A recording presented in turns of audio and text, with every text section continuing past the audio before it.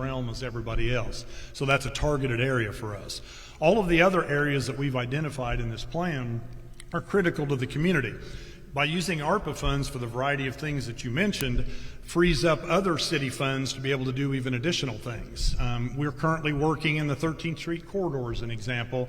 We're spending $1 million a year to build infrastructure for a minority neighborhood. And so we'll continue to do those things, make sure we get the biggest bang for the buck, and get as many things done as we can to address those needs in our community. Mr. Sackbun. So specific to the minority community, and I'm just kind of thinking out loud here, not just with regards to race and gender, but those from different backgrounds like our veterans and like those in the unhoused population, I really think of what specific nonprofits are serving those communities and why is there not a separate line item within the American Rescue Plan budget for those groups. I grow a little bit concerned going through some of our neighborhoods, going door to door, seeing the conditions of some of our streets that a lot of these communities live in and providing assistance there, but also providing assistance with transportation, not just to and from employment, but with after-school programs, and all of this kind of feeds into that workforce development. This is how we actually kind of turn Terre Haute around and address a median income that is beyond low. The average Haitian makes less than the average Hoosier. And the average Hoosier makes less than the average American. And all these problems that feed into one another, we've got to turn Terre Haute around by using the American Rescue Plan funds to help different minoritized groups specific to their communities. Mr. Bennett, rebuttal? Just a quick follow-up. So the rules for the ARPA funds are very, very strict, as most of you know and have heard, and they're very targeted to people who have been impacted by COVID. That's the first criteria you have to meet. And so everybody was impacted by COVID. Small business is a targeted area for us. They were probably hit harder than anybody. And so our focus will continue to be to help those businesses be successful. Roughly 60% of the people in our community work for small businesses, and we're going to find a way to make sure that we're able to help them sustain their operations and serve the rest of the community. Mr. Sackbun. Yeah, so my comments are really focused on the funds remaining. When I do look at the small business population, you want to continue to support an organization like the Indiana Small Business Association that's doing great work through the chamber, helping folks get a business plan.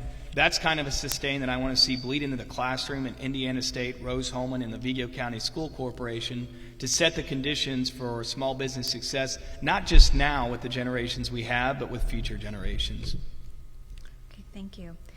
One of our first audience questions, we have a number of questions about the upcoming casino revenue and what the candidates would do with that. So I'm going to throw this to Mr. Sackbun first. What is your primary focus with the upcoming casino revenue? Where would you spend it? How would you spend it? What's your priorities? So there's really three main priorities there. The first is that kind of ambiguous term, quality of life, which means so many different things. So I look at how can we fully fund our parks department to really create a livable community for those in Terre Haute. How do we incentivize downtown business growth on the east side, growth along the river especially, to create a city that folks want to live in, raise their kids in, and move to. The second kind of interesting note that I've been looking at is different communities across the Midwest have used casino revenue to create local scholarship funds. Essentially, if a student wants to attend a local university and then come back and work right here in the city of Terre Haute, they can apply for this scholarship fund. Indiana State's got a declining enrollment that everyone in this room has seen multiple times in our local media, and this helps fix that problem as well. And then the third biggest kind of concern I have and priority with casino funds is infrastructure. So these streets, these sidewalks, how can we pave them? How can we connect some of our local ecosystems?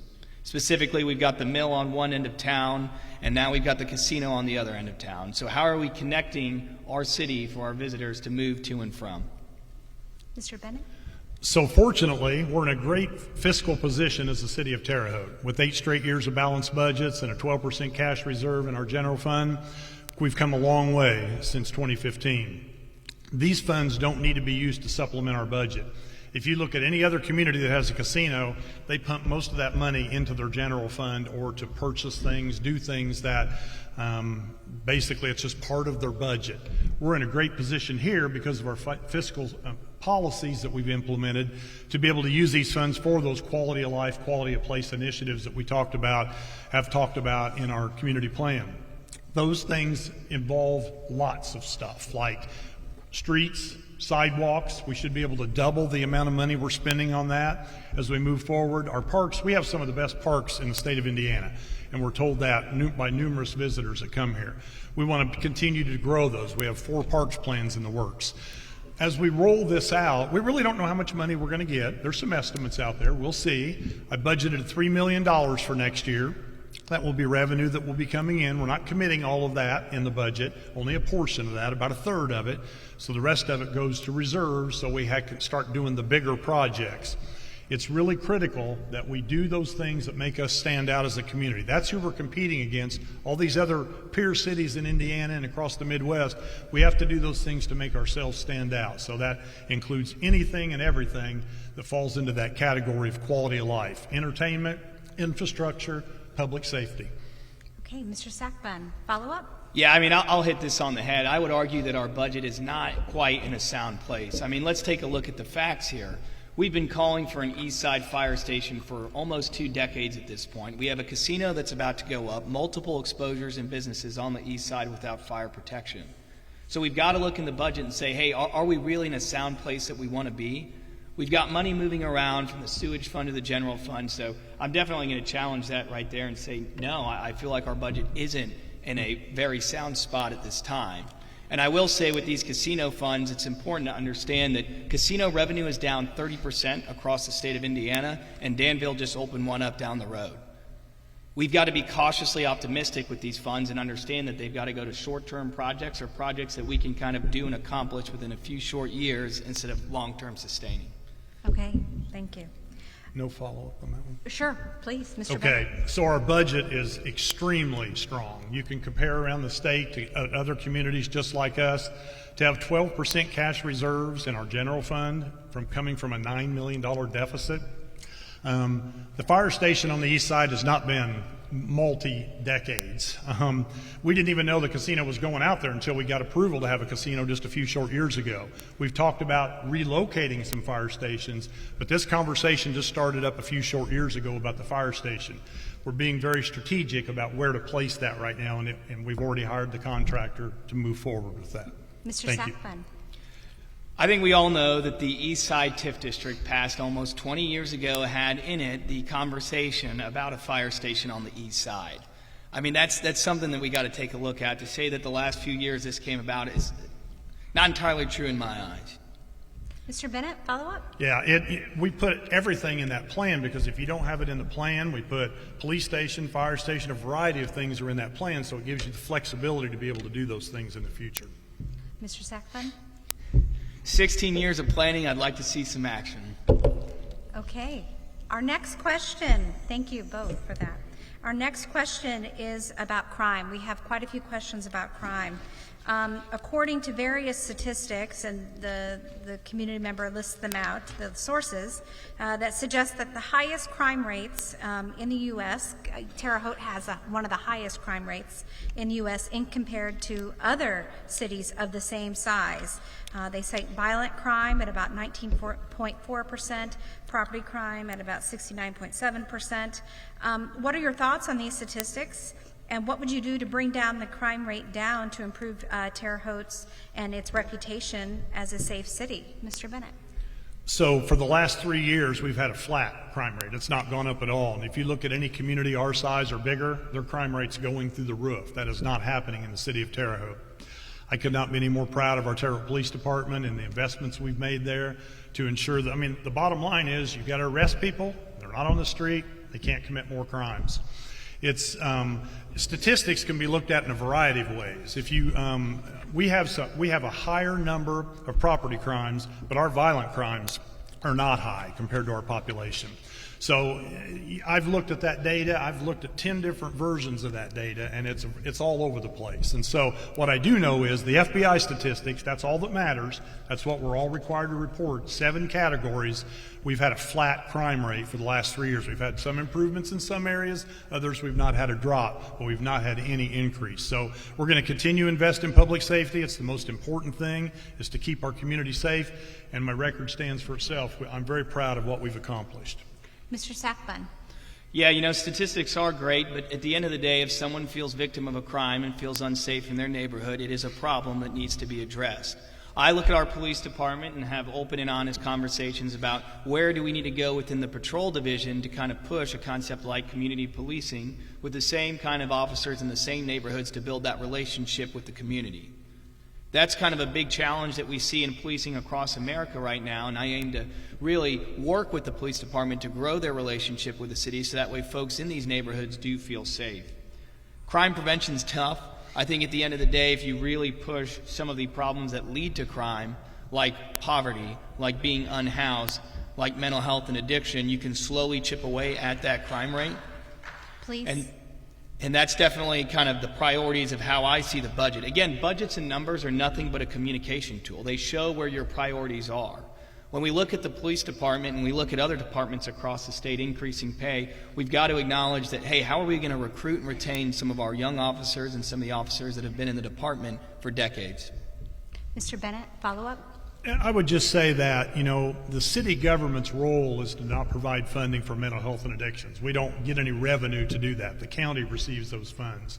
We've got to continue to collaborate with them to increase these programs because a lot of the folks that are struggling out there are dealing with a mental health or an addictions situation. Our police officers run into that constantly. We've got to find a way, and I know the state's working on providing additional funding, but that's where the next big push needs to come from. Not from the city budget, but from state funding and then the funding that the county gets for those. Sorry, time's up. All right, Mr. Sackbun. Yeah, so I absolutely think that it is a city's responsibility to tackle some of these issues. I look at the fact that Terre Haute's hired one social worker, while Fort Wayne's on their fourth or fifth. Lafayette's had multiple funded through opioid settlement money. I look at the actions of a city like Fort Wayne using a Hope Action Recovery Team, HART, that's that acronym there, and our police officers have so much weight put on their shoulders right now. They're asked to be social workers.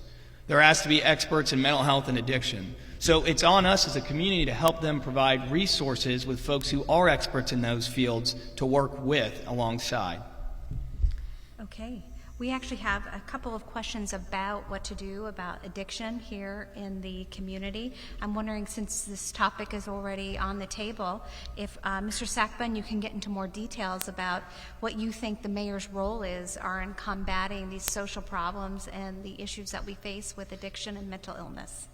Absolutely. So I think collaboration is definitely a start with the nonprofit community, with some of our professors, some researchers from schools like Indiana State, Rose-Hulman, St. Mary the Woods.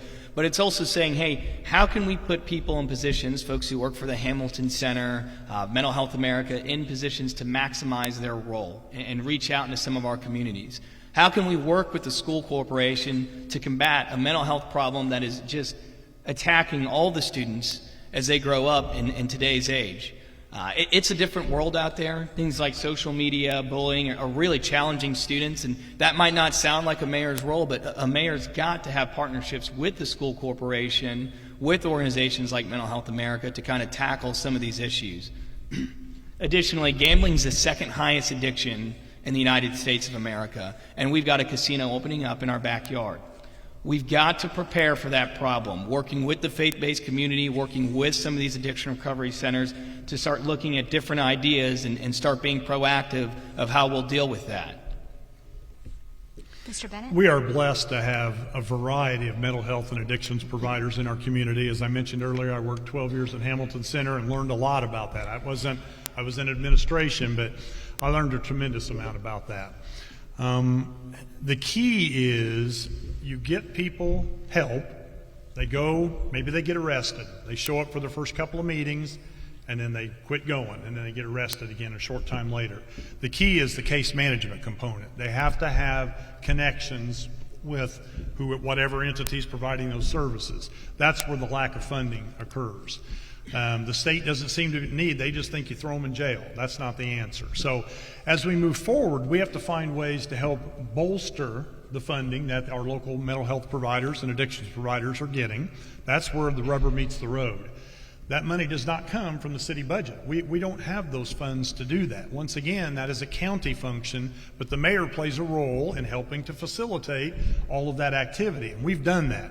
We've helped to reach services with their Pathway Day Drop-In Center. We provided $500,000 to have a place where we can send people, the police officers send people there to get services. But a lot of these folks don't want to do that.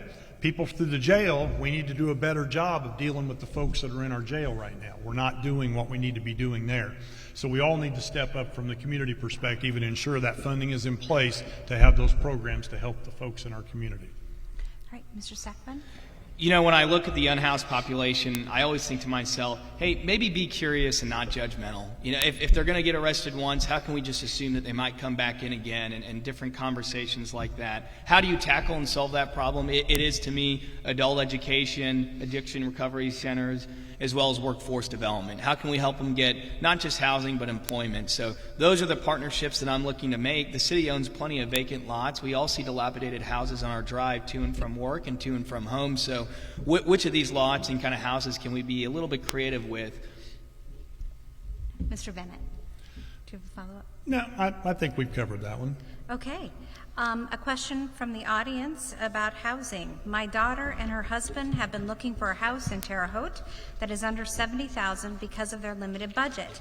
Unfortunately, most of the houses in this price range are in higher crime areas or are not move-in ready. If elected as mayor, how will you help those families with low income be able to afford decent housing in our city? Mr. Bennett. Oh, I'm sorry, Mr. Sackbun, yes. Yep, absolutely. So when I look at the housing problem here in Terre Haute, I look at it from all different income brackets, and I can really empathize with that question because it's very difficult to find a house right now. I'm currently in that category. I hope my realtor's in the audience, still looking for that 2-bed, 2-bath. I think of the work of a mayor, two of them specifically, Clint Lamb down in Sullivan and the mayor up in South Bend. And there they were able to clear 1,122 homes, tear them down, and start the rebuilding process within 1,000 days. They worked with the Code Enforcement Division and as well as with the courts to find a way to identify what houses to tear down and rebuild. They used a micro-grant program to fund small developers up to big developers to the tune of $10,000 to $15,000 per house to help offset some of the construction costs, some of the developer fees. That was a collaborative effort that is funded year after year after year now with a growing population and with good budgeting. And those are some of the kind of options and opportunities that I look at to grow our aging housing stock here in Terre Haute, Indiana. Mr. Bennett? So since I've been mayor, we've torn down over 900 homes. So at the end of this year, we'll hit the 1,000 mark. It's taken a little while to do that because, as most of you know, it's a process. There's a significant legal process. And then we don't end up owning those properties necessarily. We have several of those. I would say probably 300 of the 900 we actually own. All the other ones are still owned by the bank or whomever it still might be in the name of that person. It doesn't belong to us to do anything with it. It's private property. I think it's critical that we rebuild infrastructure. We've not had any funding available to us until Ready One came through to provide that housing component. That was a specific effort on behalf of the state of Indiana to begin to pump money into this because every community faces the same problem.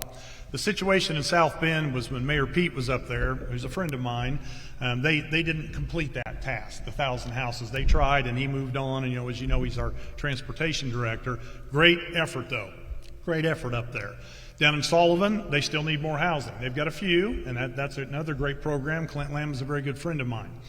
All these things are just examples of things you can do. So what we've done is we put a program together that we're rolling out. As I said, next week it'll be introduced to the City Council. We're going to help with infrastructure. That's what the ARPA dollars allow you to do, is help with infrastructure. So we'll clear liens off of lots, we'll put sewer taps in, we'll do all those things to bring the cost down for a developer. You're still going to struggle, though, in the inner city because it's hard to build a house and sell it to someone when you can't make a profit at it. Oh, time's up. Hey, Mr. Sackbun, response? I think they did accomplish the 1,122 homes that they did tear down in 1,000 days. It was a good starting point. But when you look at sustaining a long-term housing program, that's kind of a conversation that you can have with potentially moving some incoming casino revenue over to keep it going time after time after time. The American Rescue Plan money is a good start. We are fortunate that the federal government pushed this money down for us to finally start this problem that's been on our radar for decades. That's kind of important to note. I also look at what are we doing to grow the kind of rental community. Right. Mr. Bennett? About 60% of the people in our community own a home, and 40% are in rentals. And it varies a little bit depending on the time of the year with students and those kinds of things. I think that it's across the board that we need. We need lower homes for the lower income folks, and we've got to have some very nice homes in our community. It's across the board. We're already seeing that demand now. We need $300,000 and $400,000 homes. We need $150,000 homes. Our inventory that was just completed, that I mentioned earlier, tells us the criteria for each of those categories, and that's what our plan will address. So I'm looking forward to rolling this out. Okay, the next question is also related to housing, but has to do with holding landlords accountable. If you could, the house next door to me is unlivable, but we have a good relationship with our neighbors. How do you plan, or what plans do you think you will do to hold landlords responsible for their derelict properties? And we are going with Mr. Bennett. Okay. You know, that's a daily challenge. As many of you know, there are property owners. There's one I won't name his name, but he lives in Florida, owns a variety of properties here locally, and he is an absent landlord and lets houses get to the point where we recently had one on South 17th Street that he just walked away from. We had to shut it down. We had to condemn the home. There was electrical wires exposed, the feed coming into the house. But I didn't want to condemn it because there were 11 people living in that house. They had to go somewhere. So we had to work to get them into a place. We've got a lot of landlords, especially the out-of-town ones, who really don't care. They just buy these properties, collect rent, house gets deteriorated, then we end up having to deal with it as the city of Terre Haute. But there's a legal process with that too. We can't just go in and do something just because it would be great to do that. We have to go through that process. Our code enforcement officers are out every day. Our building inspectors specifically deal with that. But every day we're dealing with just trying to keep people in their homes, but help them find the help they need to stay in that home. If they got a hole in their roof, yes, we could condemn it, and then they have to bring it all the way back up to code. They're never going to be able to afford that. So we try to find a way to help them get the roof fixed so they can stay in their home. Mr. Sackfun? Yeah, so kind of on that note, right now we've got these out-of-town landlords creating what I call a vampire economy. They're coming in, buying this property, and just sucking dollars from the community out in the form of rent payment. How do you put a stop to that? Well, you know, some of the many relationships that the mayor frequently touts with the State House, you could always start there because Indiana's tenant laws are not very, very friendly to the folks who are living in those houses currently. But you could also explore what legal action can be taken, what ordinances you can look to write, and really hone in on folks who have just mountains and mountains and mountains of these building inspection, code enforcement kind of notices on their table. Some of them might not hit their table because we don't know where some of them are at. But we've got to find a better option than what we have now because it's clearly not working, as folks in the audience recognize when they ask this question. Mr. Bennett? Yeah, I would just say that, you know, I think our system is messed up, our state laws when it comes to landlords and tenants.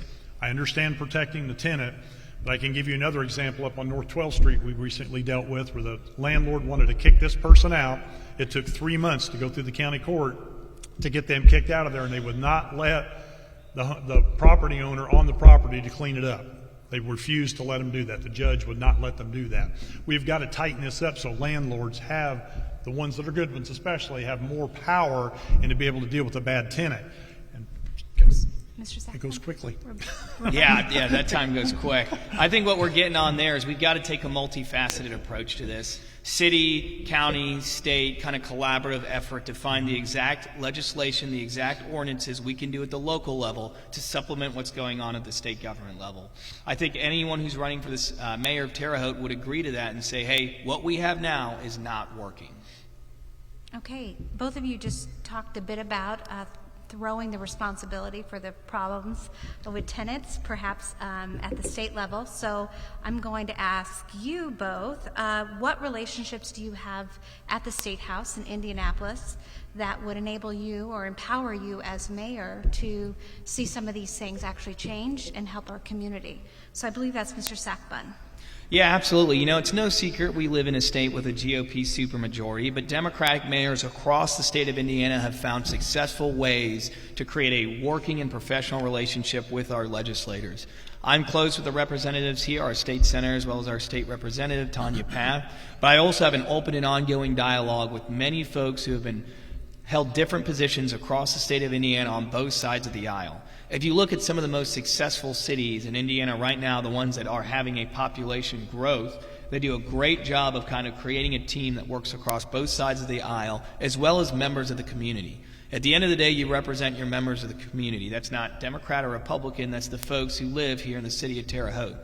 If we stay grounded and focused on our goals, to increase the population for the city of Terre Haute, to bring in business and industry that increases our median income. Folks, that's the most bipartisan message you can really have nowadays. There's not an R or a D after that. That's a shared vision to grow the city of Terre Haute, so communicating that with state legislators is definitely a priority. Now, working with folks in Congress, at the federal government, that's definitely a challenge for any mayor. I've got ample experience working with state legislators with the federal government, my past line of work, and I'm happy to use those skills here for the city of Terre Haute. Mr. Bennett? You know, I think what's important is the R&D just doesn't matter to me. It never has. It's all about developing those relationships to make sure that you're doing the things that they want you to do in Indianapolis or D.C. They all have their goals and their missions that they're on, and they want to fund those communities that are following the plan. That's what it's all about. You know, I've worked with 3 governors now. All of them have been great. The first governor helped us with the overpass on Margaret Avenue by providing $15 million extra dollars that we only got because of the relationships I have with Governor Mitch Daniels. In the second round, there's other projects that we funded along the way, but the most recent one that will be funded next is our overpass at 13th and 8th Avenue. We got a $28 million grant. We were one of only 12 communities in the state of Indiana that received one of those. None of that money's been spent yet because the project's still being designed and working through the federal approvals. But all those things come because what we're doing here locally positions us for those wins. It's all about relationships mean a lot, whether you're an R or a D. It really doesn't matter. There's a lot of, I meet with the mayors constantly. There's 122 of us. There's a lot of Ds, a lot of Rs mixed in there. It changes from every 4 years. The numbers change a little bit, but all of us are focused on making our communities better. And the same thing we're doing here in Terre Haute. And you've got to have relationships with both Democrats and Republicans. Mr. Sackman, will you want to follow up? I think we kind of struck the same chord on that one. Okay, Mr. Bennett? Okay. Very specific question. What are your plans for the sewer street update on Brown Avenue, Holman Street area? It is way past due. Mr. Bennett, you're first. So the final design has been completed. Now we're waiting on the utilities to move everything. That'll take about a year.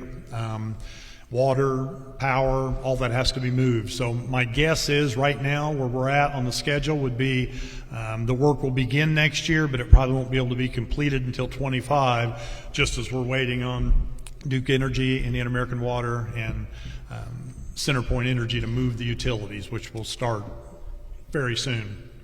Mr. Sackman? Could you repeat that question for me, please? What are your plans for the sewer street update on Brown Avenue, Holman Street area, way past due?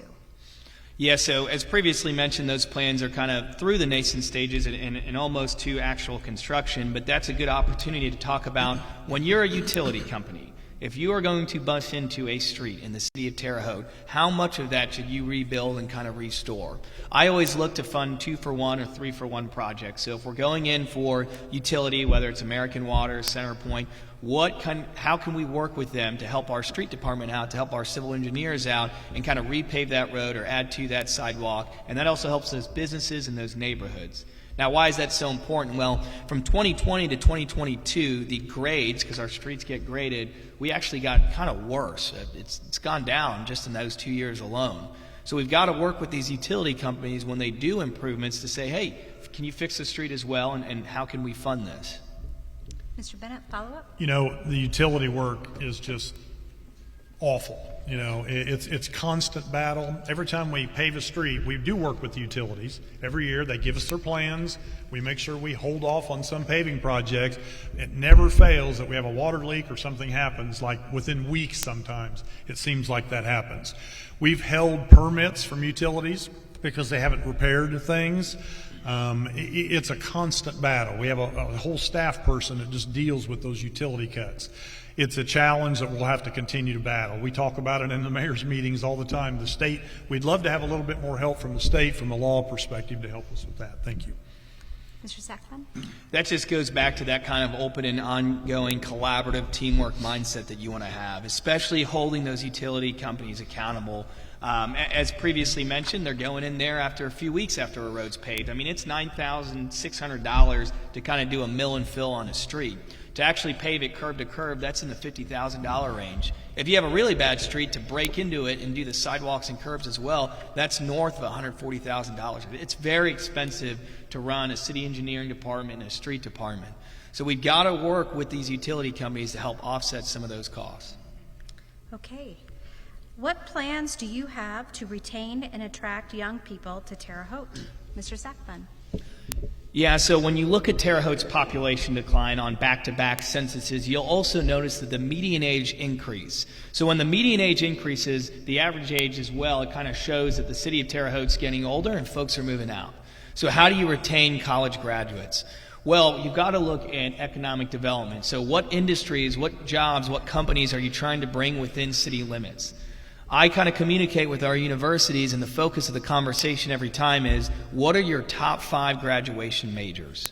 Where are people going in the workforce from your university? Great, now how do we reach out there and find some of the companies that fit that mold? Do we need to put them in downtown? Do we need to put them in North Terre Haute to kind of regrow some of our districts up north? How do we balance out the job growth across the city of Terre Haute, Indiana? I've seen different kind of projects across the Midwest, across the state of Indiana that offer, hey, you know, if you're willing to come on and work for the city, we'll increase our benefits package, or we'll kind of explore different options for incentive pay. But these are all creative ways that we can take to retain our young students right here in Terre Haute. 8,000 students go to Indiana State. We're not going to bat 1,000 and keep them all each time, but we've got to do more than relying on simply healthcare, education, and advanced manufacturing. Mr. Bennett? You know, what's disappointing is a lot of the students that come here to go to college, whether it's ISU, Rose-Hulman, or Indiana State University, they go back to their communities or take a job in a larger city. We've looked at that data over and over again, and you just wish you could keep some of those folks.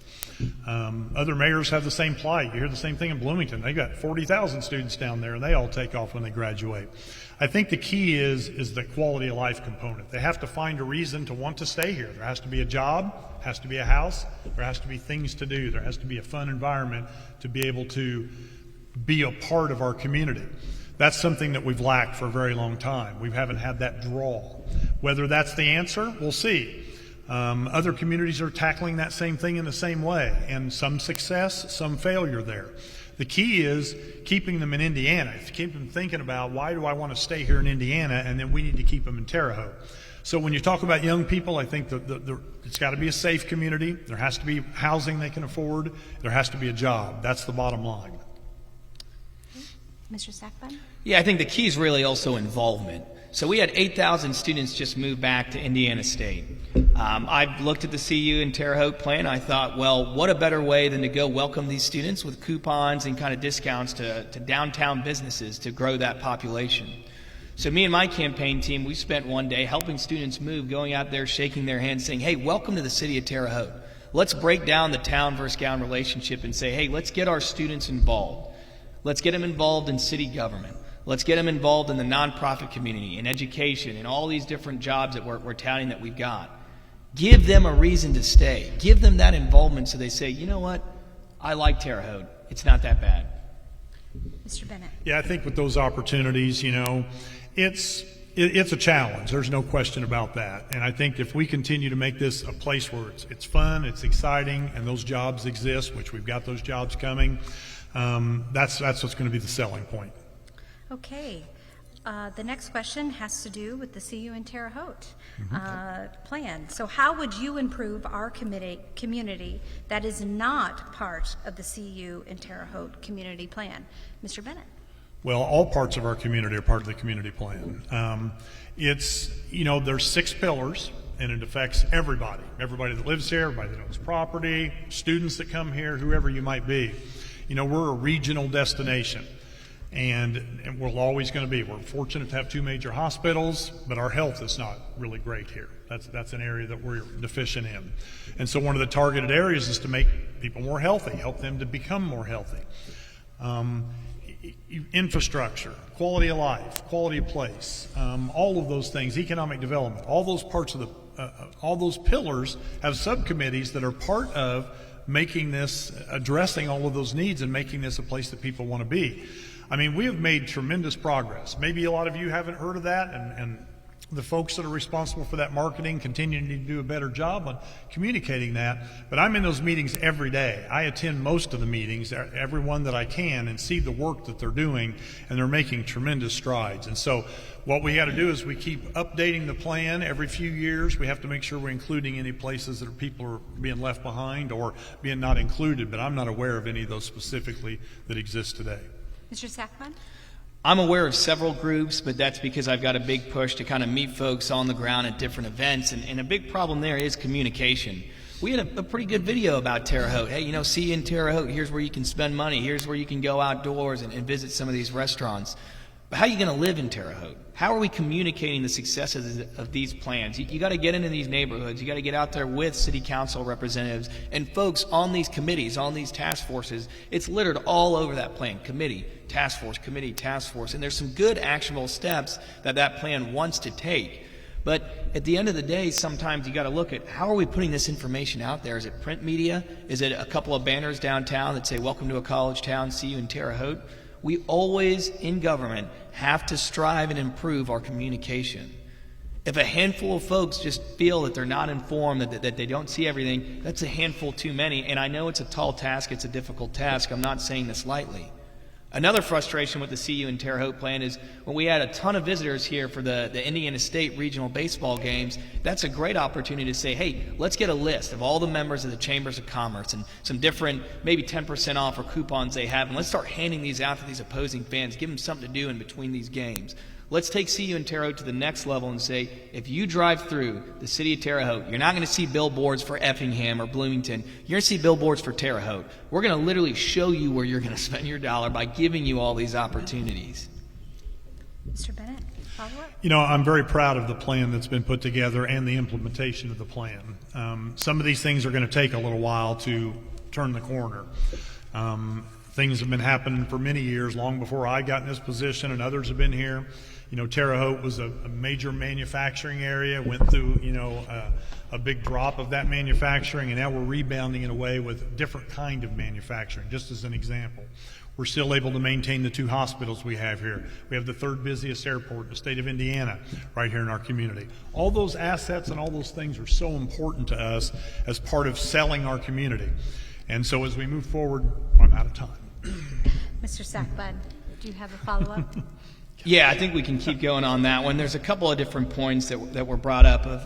One is advanced manufacturing. When you look at manufacturing production levels, they peaked a year ago. But when you look at total manufacturing jobs, they peaked in 1970. We've got to grow the economy here in Terre Haute. I mean, there were generations of Hautians that put their kids through college, paid off their mortgage, working at Pfizer. What is kind of our next, gem when it comes to the workforce that we can find to help these families, to grow these families, to provide for these families? Mr. Bennett, do you have a follow-up? No, I think we've covered that one. Okay. I'm good. How can the city of Terre Haute use the full 160 acres at Ray Park to improve the health and wellness of our community? What partnerships and programs can we develop for that city property? Mr. Sackman. So with the city of Ray Park, we look at not just golf, but what more can we add to promote public health? Is that tennis courts, or for the pickleball players out there, because I know there's a lot of you guys, I see at Brittlebank, can we add some pickleball courts, as well as running trails? I see the Terre Haute South cross country team, wish them the best of luck, by the way, always running around Ray Park, and there's not a ton of sidewalks there for them to do that. So when you have a park, you have multiple opportunities, whether it's a golf course or just basketball courts, to provide different options for people to get outside and play. You want to do that when you're in 3rd grade, you want to do that when you're 30 years old. I still like playing pickup basketball, but what are all the opportunities to get out and play for a place like Ray Park? A lot of land there, and I see that as a lot of opportunity. Mr. Bennett. So our master plan is completed, and we'll soon go to bid on the clubhouse component of the Ray Park. The Friends of Ray Park have been tremendous partners with this to rehabilitate that building so we didn't have to tear it down. It's on the historical register. Construction should start in December. That's our goal. We'll see what the bids look like when they come back. Right now, costs are up about 30% for every project that we take a look at, so we'll have to make sure that it still fits within our budget.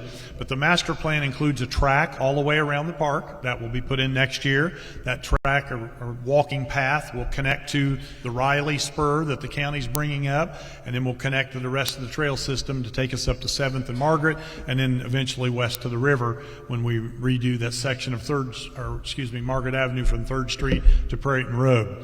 We intend to put a splash pad, a playground. We're going to turn Ray Park into a fully blown park instead of just tennis and golf that it is today. You know, we've invested a tremendous amount of money in pickleball. We do have a lot of pickleball players. Fastest growing sport in the United States. $650,000 project at Riddlebank. And we'll have some courts down there too, but we want courts across the city. So Ray Park will be one of those. Mr. Sackman, do you have a follow-up? Yeah, you know, I stay attuned to that master plan, and I think, again, though, what's important is providing the community more updates on where some of those parks master plans are, and every government can and should improve on that. On the note of pickleball, it's a great sport. It is the fastest growing sport. I've noticed that a lot of communities now, even in Indiana, are looking at indoor pickleball courts to keep that year-round, using facilities like old and run-down malls and kind of growing what they have to offer year-round. Mr. Bennett? No, we're going to continue to invest in our parks. And Ray Park's a big one.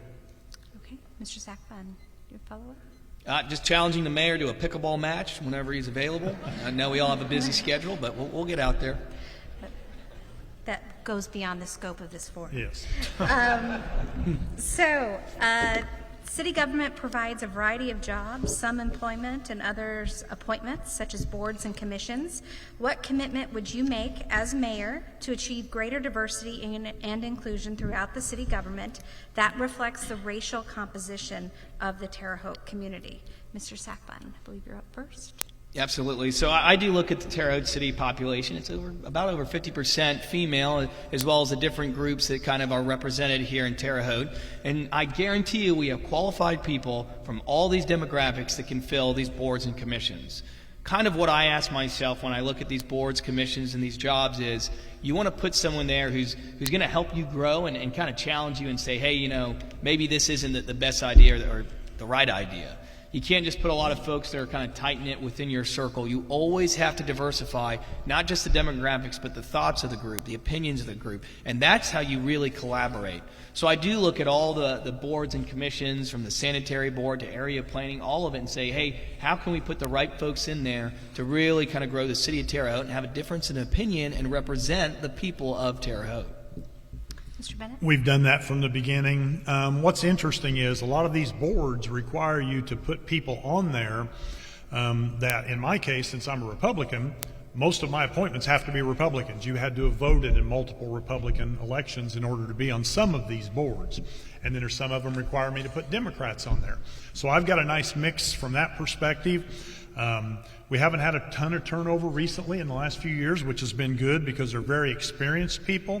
You can't micromanage the folks on boards. You have to let them go and do their job and represent you as the mayor and the city of Terre Haute on these boards. Some are more difficult to fill than others. I have a waiting list on some.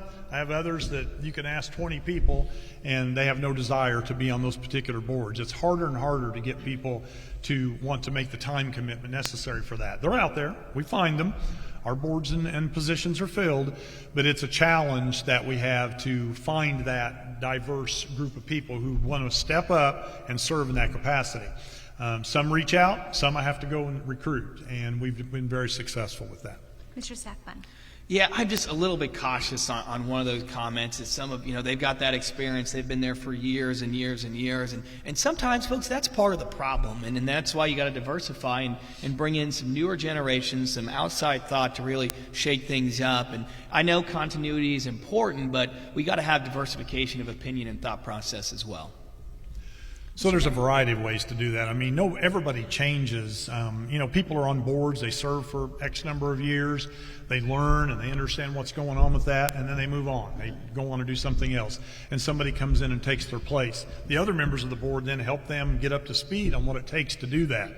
I'm very happy with my appointments and the level of work they do. I mean, they're working with sometimes a lot of money and some major decisions, and it's really important to have people you trust and that can come and show up at every meeting and do what you need to do. So, what plans do you have for development along the riverfront, and how do you propose to pay for this?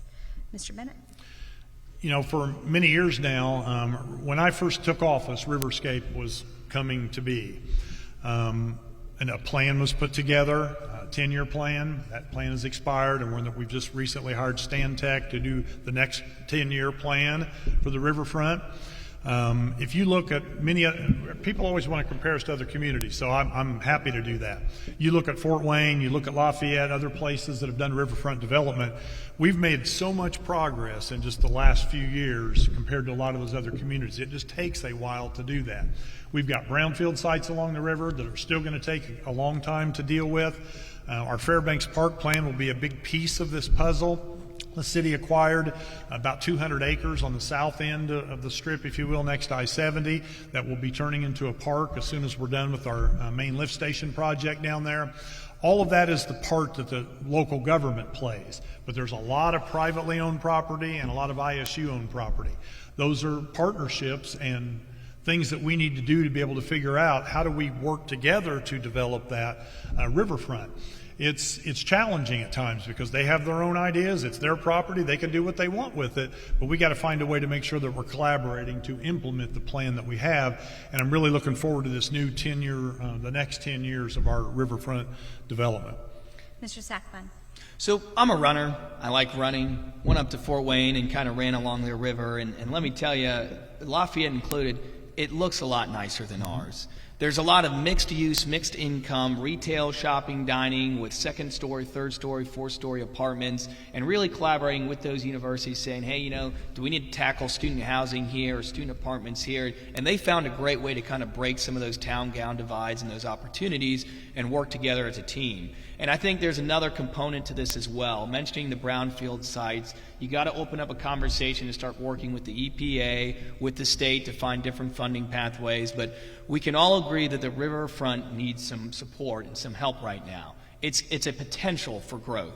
When you look at what the mill's doing, kind of just starting with that concert venue, you've got to start opening up resources saying, hey, how can we expand off that? How can we grow there? Especially with the CU and Terre Haute plan. I mean, the video just released only showed a snippet, but those concerts are an absolute hit. Now you've got this riverfront lofts on kind of this left side here, the student housing. So how do you kind of work towards the middle and grow that block by block? And that is, working with some of those private property owners. And I have no problem. I frequently call them saying, hey, what is your 10-year goal? I get very frustrated when I hear from a property owner saying, hey, we're not even getting consulted on this 10-year plan. And that's where I think we can grow and kind of start working together, is getting them a seat at the table as well. Mr. Bennett? We've worked with all the property owners multiple times. Some of them are willing partners, some of them aren't. And so we'll continue to do that. The riverfront's our next big frontier, if you will. That's where we're going to see a lot of things happen that will help towards that quality of life. The key is just you got to keep making progress. And that's when you look at Fort Wayne, you look at Lafayette, they started 30, 40, 50 years ago, and we've just started about 10 or 12 years ago. And so I would say when we look 40, 50 years from now, you're going to see many, many things that have happened all the way up and down throughout the entire county. Mr. Sackman? So today with Midwest cities, they are just aggressive at recruiting and bringing in new families, kind of trading from one pot to the other. And that's why I just get so cautious and honestly scared about, saying, hey, we've done this for 10 years, for 12 years.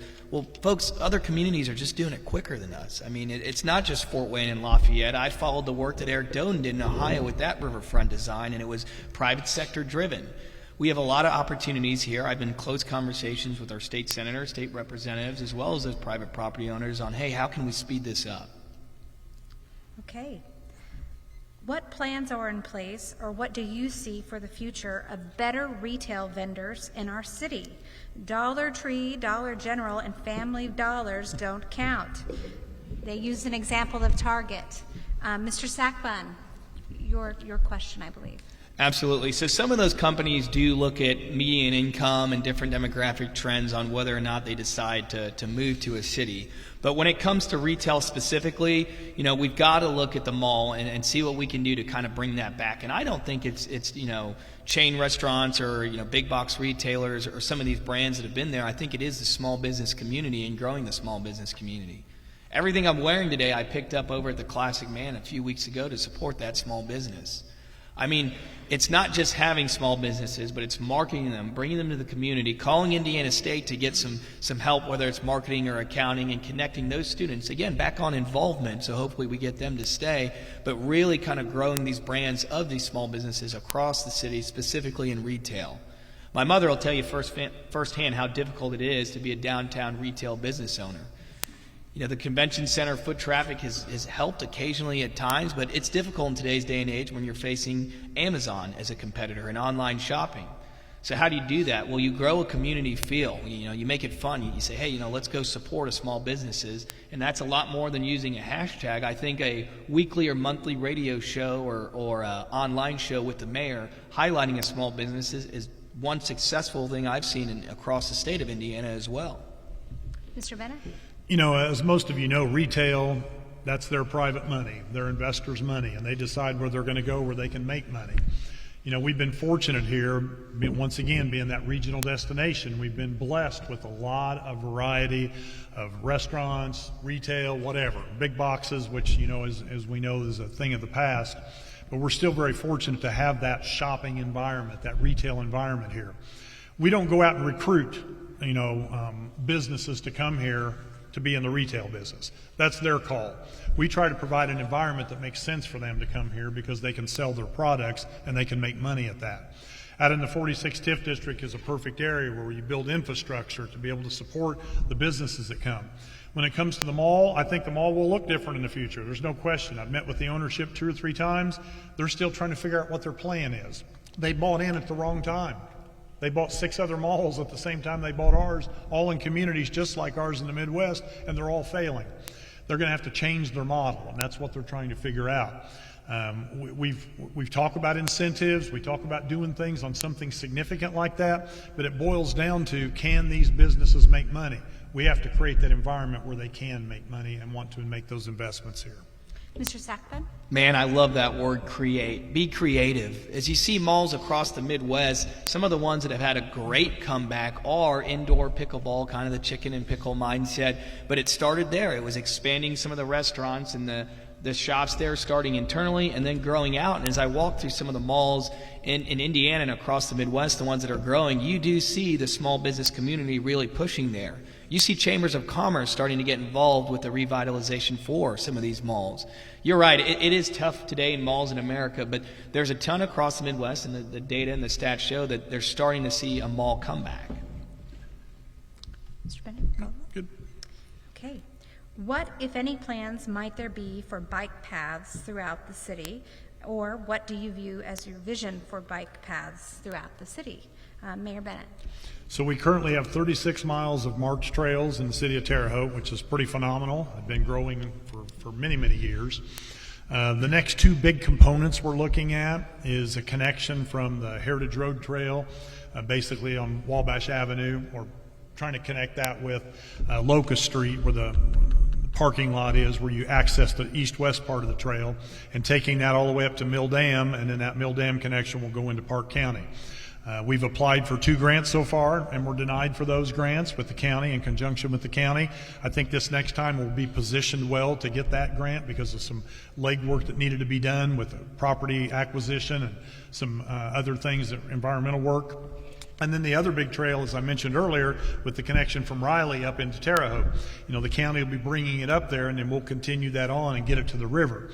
That's an important part of that quality of life. You want it to be a fun place where you can ride your bike, you can walk, it needs to be safe, and it needs to be taken care of. And so you can't just keep building trails and not invest in those repairs. Last year we did several repairs. We have a big one we're going to be starting this fall and complete next spring on the National Road Heritage Trail. You have to be able to maintain and still make new connectors and new additions to that as I talk about those two big projects. Those will both probably be, you're talking about spending $20 to $25 million to do those two particular trails, but then that will connect us outside. Sorry. All right, Mr. Sackbut?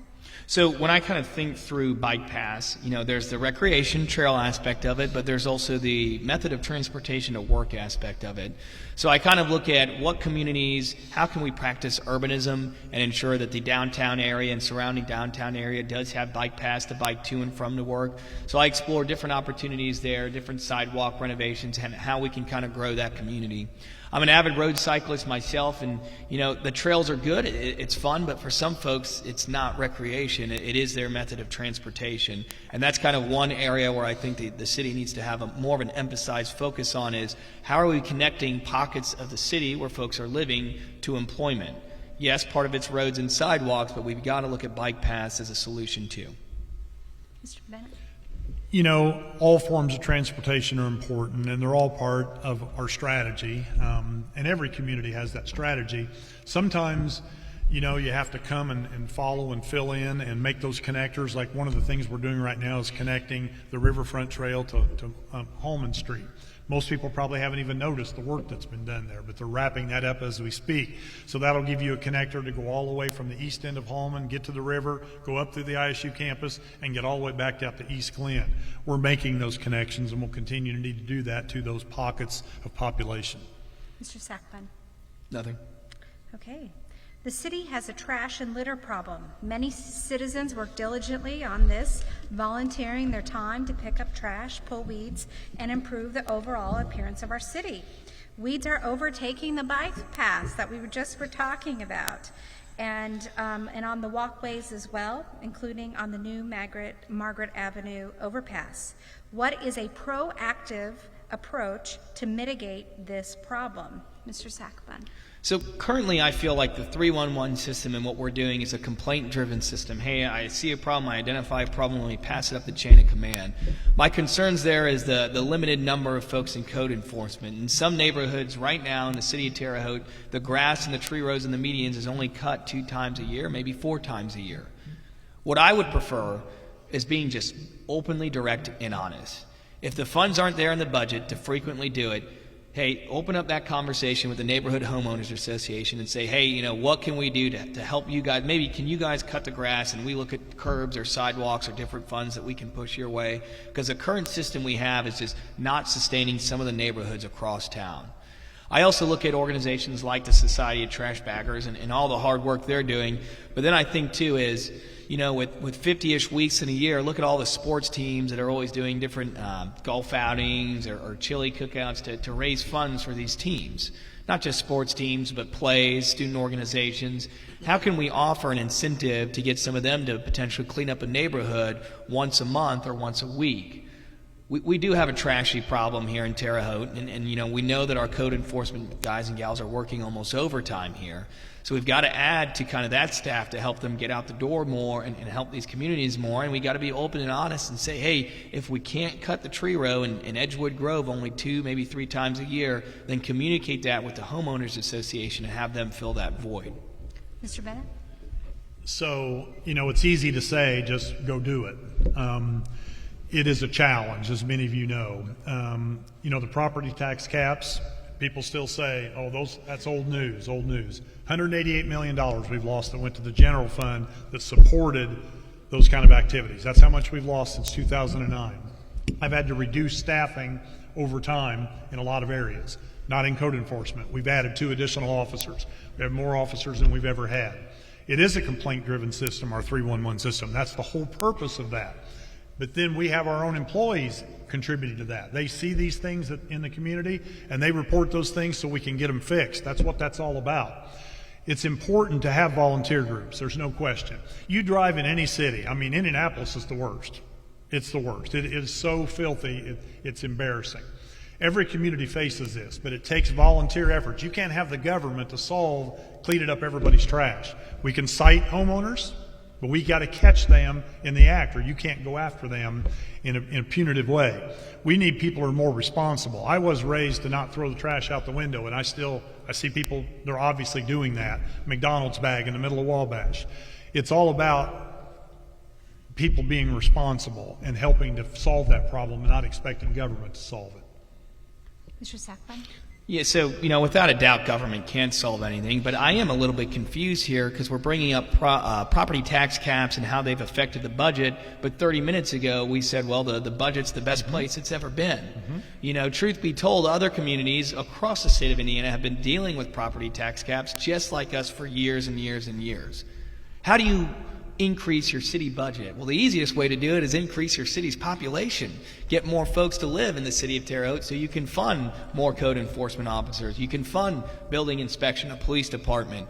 I mean, that's kind of where the core focus of this conversation needs to go, is how can we grow the city of Terre Haute to address some more of these issues that we've just previously identified. Mr. Bennett? So our budget is solid, but obviously that $188 million, that means all of you that own property in the city, you've not paid the city